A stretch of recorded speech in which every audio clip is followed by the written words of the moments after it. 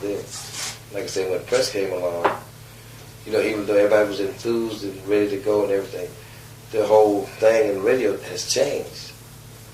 You know, so we still got our work cut out, but we're doing it the old-fashioned way. Take it straight to the people, like these kind of clubs. We don't need no spaceship, no nothing. And at that level, we can beat up on people. We know the band is great, and so yeah, we smart Alex. You know. I guess you could generalize in this way. You could say like the '70s were a golden age for you and for funk, and then the '80s things took a turn for the worse. But now back in the '90s, all of a sudden you're back in the limelight again. Everybody wants to know who you are and what you're doing. Well, the way we like to look at even the '80s when we weren't doing it, like it's a natural progression of things. The whole world is based on playing obsolescence. I mean, cars got 5 to 6 years life. A marriage got about 5 or 6. A suit got about a year and a half. You know what I mean? It's just the world is built like that, and so does entertainers. You know, and so it was something that, you know, normal, you know, for a group that hadn't been around, you know, twice before like that. You know, we knew it had to end sooner or later for a while, but we didn't think it was over. We never do. So the '80s, we relaxed, you know, and took care of some other things for the next time, and just try to prepare to see where the music was going. We watched rap, and we saw that it wasn't going anywhere, and then we realized that the sampling was a benefit to us, so we saw how to use that, you know, start sampling ourselves. You know. So as turn for the worse, we'd like to look at it as a rest period, time to clean house, something that had to take place. It almost seems symbolic that you know, you got your second big chance from Prince and Paisley Park label. Symbolic of all that had happened, how things had kind of come full circle. And Prince's, I guess, his sort of role in keeping the funk alive. He's a funketeer. That's the obligation of a funketeer. Whoever's on top is to reach back and grab the next. And he's one of the, you know, he's one of the few, and he's probably the best, you know, creative entity that's been around since the mothership and stuff. He's one of the few that was easy to talk to, you know, especially being as big as he is. He's one of the few that acknowledge, you know, his influences. I mean, a lot of people do, but as soon as they used to get to the top, they say, we're not funky, you know, we're pop. You know. How did you meet up with him? That was the original question. Oh, wait. What was the exact Back in '76 when he was first, you know, coming around, he used to come to the shows, and he looked like a Funkadelic or a Funketeer. So we used to come and watch Bootsy all the time, and we used to let him, you know, on stage. And we knew he was making music. We didn't know what music was about. And so we knew him, you know, in his early days. And as he, you know, became who he is now, he remembered it. Musically involved at all in the Cinderella Theory?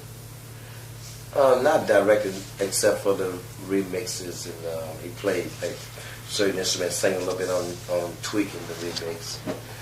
Basically, he wanted to stay out of it because he didn't, you know, wanted to look like, you know, he had to, you know, survive, you know, help us survive that way, because he believes in, you know, the way we do it. I mean, he still do. And he liked the album. He was already finished with the album when I took it to him. I mean, he had some changes. He asked me to do some certain things, you know, because I asked him, you know, don't get out that easy, you know, give me up some of the tips that you know, you up on now. So, but for the most part, you know, he didn't get involved. This album, we've already done 2 or 3 things together. The next album, which is called Hey Man, Smell My Finger. So he's already involved in this already. But he's actually going to be doing something? Well, we've already done 3 or 4 cuts already. And he's contributing what way? I mean, he wrote a couple of songs together. He played on some of the instruments. Some of the guys in my band played. He sang on some parts. I mean, all the ways. And we did the movie thing. We did a couple of songs together. One called I'm Testing Positive for the Funk. I'll gladly pee in anybody's cup. So, I mean, we've been doing a lot of work together lately. I don't know, as funk seems to enter, you know, kind of a newly found golden age. Are you going to sort of take the reins as the godfather of funk, or is Prince going to be at the helm there? Who's going to be controlling the mothership?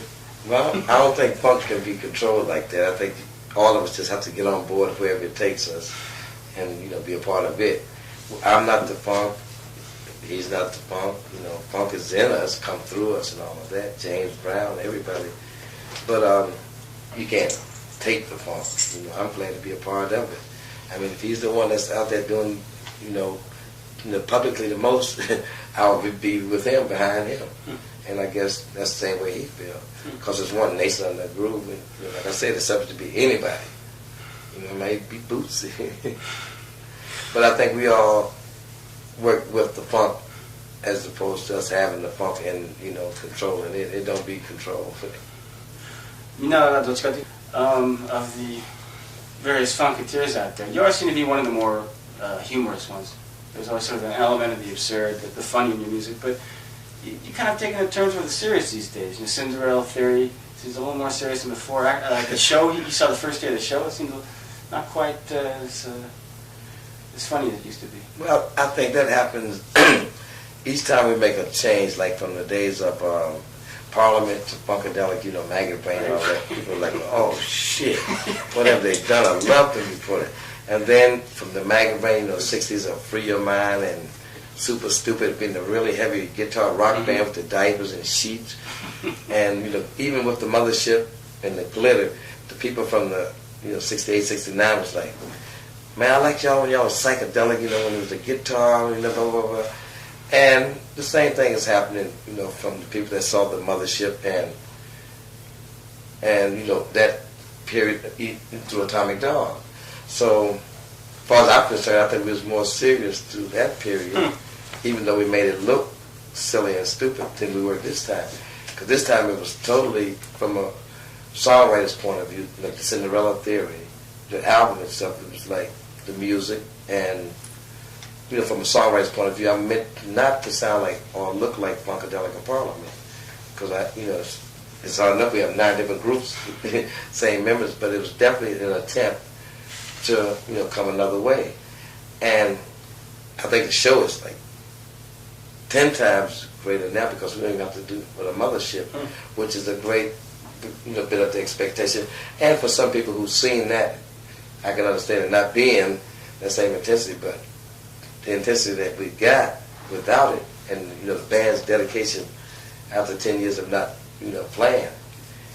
I don't think we could. A Mothership right now, I think we'd all OD on the funk. I think all of us have to go to funk rehab.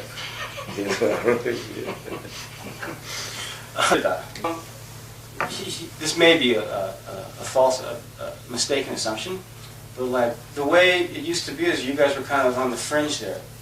You guys were sort of the funk gorillas of pop music. Nobody was doing what you were doing, and you were unusual, radical. Now a lot of the stuff in the mainstream comes from hip hop. A lot of it comes from what you started. Your very style now is like just the average thing to do. Do you think you can still kind of remain on the outskirts there? Can you still come from left field? Or?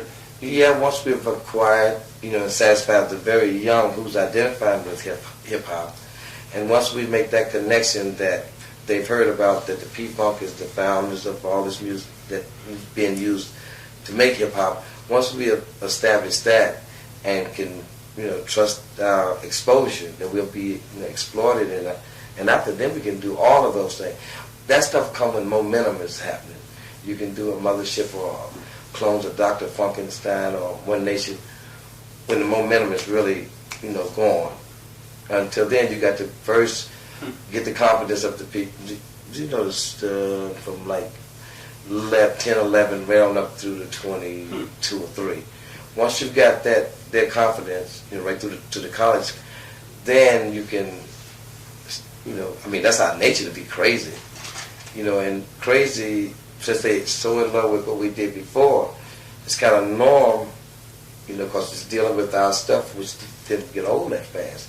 It's still new to most people, So if we get a flow going and get momentum going, then we can be, like, smell my fingers.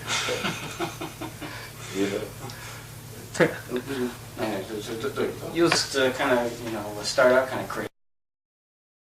That's how the cars got 5 to 6 years life. A marriage got about 5 or 6. A suit got about a year and a half. You know what I mean? It's just the world is built like that, and so does entertainers. And so it was something that normal. For a group that hadn't been around, twice before like that. We knew it had to end sooner or later for a while, but we didn't think it was over. We never do. So the 80s, we relaxed, and took care of some other things for the next time, and just try to prepare to see where the music was going. And at that level, we can beat up on people. We know the band is great, and so yeah, we smart Alex. I guess you could generalize in this way. You could say like the 70s were a golden age for you and for funk, and then the 80s. Like I say, when press came along, even though everybody was enthused and ready to go and everything, the whole thing in radio has changed. So we still got our work cut out, but we're doing it the old-fashioned way. Take it straight to the people, like these kind of clubs. We don't need no spaceship. Things could turn for the worse. But now back in the 90s, all of a sudden you're back in the limelight again. Everybody wants to know who you are and what you're doing. Well, the way we like to look at even the 80s when we weren't doing it is like it's a natural progression of things. The whole world is based on playing out.